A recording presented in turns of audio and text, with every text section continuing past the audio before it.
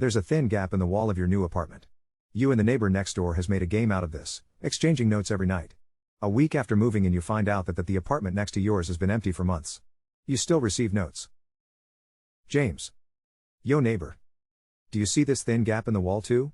I tried patching it for a month, but the gap keeps coming back. All the contractors I've hired can't explain what's going on. The gap seems to be able to go through to your house, so I thought I would ask you about it.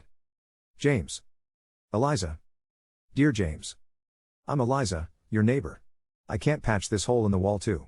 I've been living here for about 6 years now and the gap is always here. But today, it's the first time you dropped a note through it.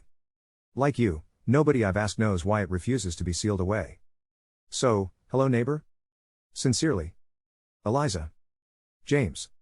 Yo Eliza, let's trade notes shall we? I want to know my gap neighbor better. I'll start. I'm James. 28 years old. I work at Best Buy's as an admin executive. I like pizzas and bacon. I'm a dog person, but I'm too busy to raise one now. Used to grow up with my grandma's dog Butch. Butch was a bulldog. Looked fierce but really loving boy who's glued to grandma. Want to tell me about you? Eliza. Dear James. I'm a teacher at Elizwood Elementary. Not too fussy about food, because I was raised not to be picky. Dogs are my favorite too. I love dogs. In fact, I grew up around them as my father was a dog breeder before he retired. One of my favorites was a mini poodle called Taco. He's very smart and knows how to pose to melt hearts and get treats. Sincerely. Eliza. James. Hey Eliza, should we meet up? I'm sure we can get along and Butch will like you very much since you sound like an amazing dog person. It just occurred to me, you've been here for 6 years and I've been living here for a year, and we've never met. Like how? How? Let's pick a timing. Are you free tomorrow night at 7 p.m? We could go for dinner at my favorite diner. Order a pizza to share maybe. Let me know what you think. Eliza. Dear James. Thank you for asking me out. Your proposal sounds great and I look forward to meet you tomorrow night. Sincerely. Eliza. James. He stood before Eliza's door waiting. Dressed in his Sunday best, sweaty hands jammed in his pockets. There's no sound. No lights. He pressed his ear against the door but it was too quiet. It's 8:30 p.m. and he's been standing around, hoping from one foot to the other like an idiot for almost 2 hours. After pacing back and forth for what felt like ages, he pushed the door open.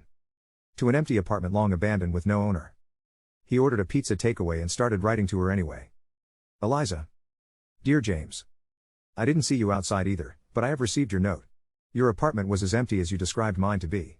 As strange as our circumstances seem, I want to ask this. What year it is for you? It is 1999 for me. Sincerely. Eliza. James. Oh my fucking god, it's year 2024 for me. So you're saying my apartment was vacant during your time? I'm curious, where are you now? I mean in 2024. Eliza. Dear James. It is 1999 for me now. I don't know what the 2024 version of me is doing, or where she will be over 20 years later. Perhaps you could ask around the neighborhood, because I'm quite certain my neighbors of 1999 will not be able to advise me of the future in 2024, but yours could know a thing or two about what happened in the past. Sincerely. Eliza. James. It was in an old newspaper cutting old Uncle Benny who lived one floor above showed him. Elizabeth Andrews was murdered by her sister's ex-boyfriend. Just a few days before her last note to him. Benny drawled on about complicated relationships and jealousy but James was already lost in thought.